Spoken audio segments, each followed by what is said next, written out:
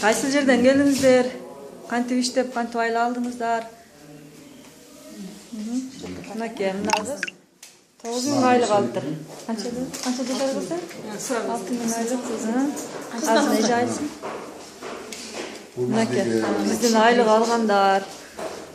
Урматтуу партнерлор, урматтуу кыргыздар.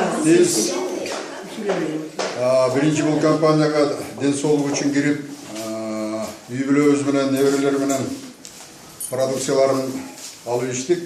Жакын деле ушу маркетинг планын изучат этип, бизде кызыгуу пайда болду.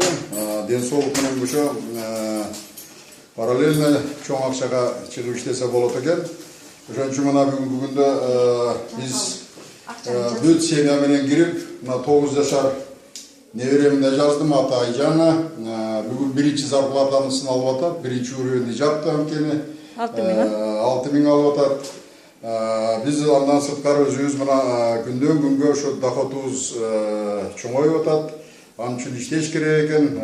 Болгону ушу маалыматты элдерге туура жеткизип, убагында жеткизип иштеш керек экен. Үйдө жата берсең де жата бересиң, андан көрө иштеп элдерге соопчулук да болот экен. Ошондуктан баарыңарды